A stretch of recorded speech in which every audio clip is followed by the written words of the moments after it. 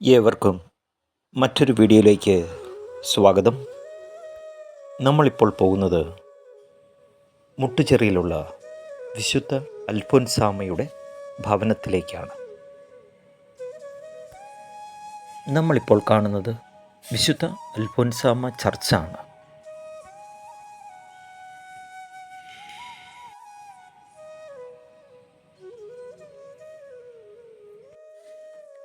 വിശുദ്ധ അൽഫോൻസാമ്മയുടെ ചരിത്രത്തിൽ കടുത്തുരുത്തിക്കും സമീപ പ്രദേശമായ മുട്ടുചിറയ്ക്കും നിർണായക സ്ഥാനമാണുള്ളത്.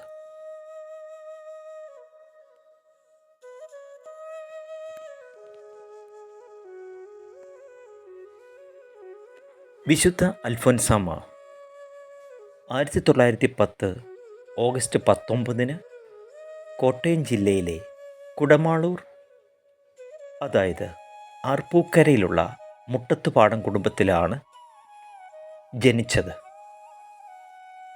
മാതാപിതാക്കൾ ജോസഫും മേരിയുമായിരുന്നു. അന്നക്കുട്ടി എന്നായിരുന്നു ആദ്യത്തെ പേര്. അന്നക്കുട്ടിക്ക് വെറും 3 വയസ്സ് പ്രായമുള്ളപ്പോൾ അമ്മ മരിച്ചു. തുടർന്ന് കടുത്തുരുത്തിക്കടുത്തുള്ള മുട്ടുചിറയിലെ അമ്മയുടെ സഹോദരിയായ അന്നമ്മയുടെ മുരിക്കൽ കുടുംബം സംരക്ഷണത്തിലാണ് അൽഫോൻസാമ്മ വളർന്നത്. വിശുദ്ധ അൽഫോൻസാമ്മയുടെ വീട്ടിലേക്ക് കയറിപ്പോകുന്ന നടവഴിയാണ് തൊട്ടുമുമ്പ് നമ്മൾ കണ്ടത്. ഈ കാണുന്നത് വിശുദ്ധ അൽഫോൻസാമ്മ വിവാഹത്തിൽ നിന്ന് രക്ഷപ്പെടുവാൻ വേണ്ടി ചാടിയ കാല് പൊള്ളിച്ച ചാരക്കുഴിയാണ്.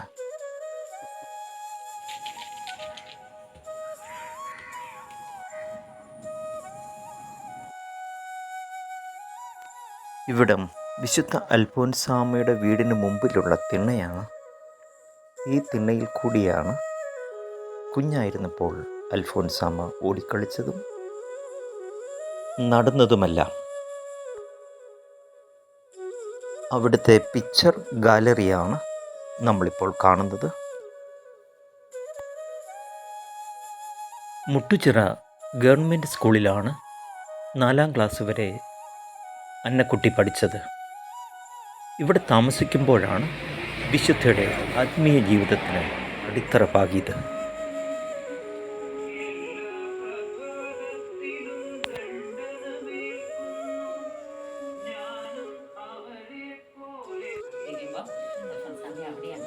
പ്രാർത്ഥിച്ചിരുന്നത് എൻ്റെ അൽഫോൻസാമ്മ അച്ചാറെടുക്കാൻ കയറാനുണ്ടായിരുന്നു. 6 മുറി അപ്പുറത്ത്. പിന്നെ നിങ്ങൾ ഇങ്ങോട്ട് കിടക്കുമ്പോൾ അവരുടെ ലിവിങ് റൂമുകളായിട്ട് 3ാമത്തെ അൽഫോൻസാമ്മ വേഗം ഉറങ്ങിയ മുറി. പിന്നെ അൽഫോൻസാമ്മ കിടന്നിരുന്ന ഒരു കുഞ്ഞു തൊട്ടിലുണ്ട്. നേർച്ച തൊട്ടിലായിട്ട് ആളുകൾ വന്ന് പ്രാർത്ഥിക്കും.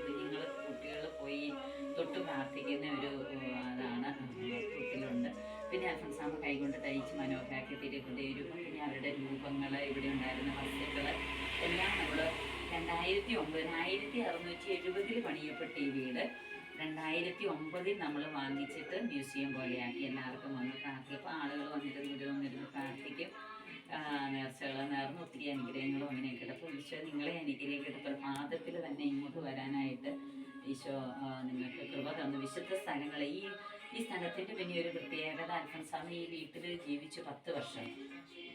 താഴെ ആ കിണറിൻ്റെ അടുത്താണ് 2 വിശുദ്ധർ കണ്ടുമുട്ടിയ മണ്ണുംകുടയാണിത്. അവിടെ ആണ് കൊച്ചുത്രേസ്യ പുണ്യവതി അൽഫോൻസാമ്മയ്ക്ക് പ്രത്യക്ഷപ്പെട്ടെന്ന് പറയുന്ന സ്ഥലം. അതായത് ഇവരുടെ ഈ പ്രായത്തിൽ അൽഫോൻസാമ്മയ്ക്ക് കൊച്ചുത്രേസ്യ പുണ്യവതിയുടെ ഒരു പുസ്തകം കിട്ടി. അത് വായിച്ചിട്ട് ഒരു വിശുദ്ധയാകണമെന്ന് ഭയങ്കര ആഗ്രഹമായി. അപ്പം അങ്ങനെ ആഗ്രഹിച്ച് ഇവിടെ അങ്ങനെ മണലൊക്കെ എടുത്ത് ഇവിടെ മുട്ടാൻ നിന്ന് പ്രാർത്ഥിക്കുമായിരുന്നെന്നാണ് പറയുന്നത്. അങ്ങനെ കാല് വിളിച്ച് ചാരക്കുടി നമ്മൾ കണ്ടു. അങ്ങനെ ആ വിശുദ്ധിയോട് കൂട്ടുകൂടി നടന്നപ്പോഴാണ് ആ കിണറ്റിൽ വെള്ളം കോരാനെങ്ങാണ്ട് പോയപ്പോൾ അവിടെ ഒരു മാവിൻ്റെ ചുവട്ടിൽ പ്രത്യക്ഷപ്പെട്ടെന്നാണ്. അതിൻ്റെ ഓർമ്മയ്ക്ക് നമ്മളിവിടെ ഒരു മെഡിറ്റേഷൻ സെൻ്ററൊക്കെ തന്നിട്ടുണ്ട്. താഴെ സഭയുടെ ഫീമൊക്കെ വെച്ചിട്ടുണ്ട്. കാണാൻ നമ്മൾ ഓപ്പൺ ചെയ്തു.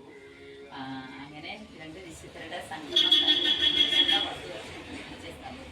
അതിന് ഈ വീടിനൊക്കെ ആണെങ്കിലും അതൊക്കെ അതുപോലെ കീപ്പ് ചെയ്യപ്പെടുന്നതുകൊണ്ട് നമുക്ക് വലിയൊരു ഭാഗ്യമാണ്.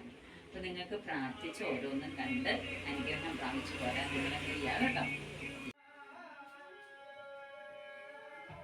ഈ കാണുന്ന ഫോട്ടോകൾ വിശുദ്ധ അൽഫോൻസാമ്മയുടെ പൂർവികരുടെ ഫോട്ടോകളാണ്.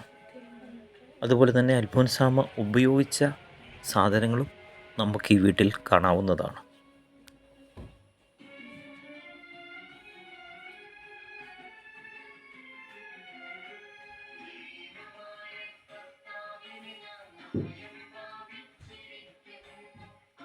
തൻ്റെ ജീവിതകാലം അത്രയും കഠിനമായ രോഗങ്ങളാലും ശാരീരിക വേദനകളാലും വിശുദ്ധ പരീക്ഷിക്കപ്പെട്ടു. എങ്കിലും ആ വേദനകളെല്ലാം അവർ സന്തോഷപൂർവ്വം സഹിച്ചു. ഇപ്പോൾ നമ്മൾ കാണുന്നത് വിശുദ്ധ അൽഫോൻസാമ്മ ഉപയോഗിച്ചിരുന്ന കിണറാണ്. ഈ കിണറ്റിൽ നിന്നുള്ള വെള്ളം ഭക്തജനങ്ങൾ തീർത്ഥജലമായി കോരി കുടിക്കുകയും ചെയ്യുന്നുണ്ട്. ഇവിടെയാണ് വിശുദ്ധ അൽഫോൻസാമ്മയുടെ കാല് പൊള്ളിയപ്പോൾ ആ മുറിവ് ഉണങ്ങുന്നതിന് വേണ്ടി ധാര കോരിയ സ്ഥലം.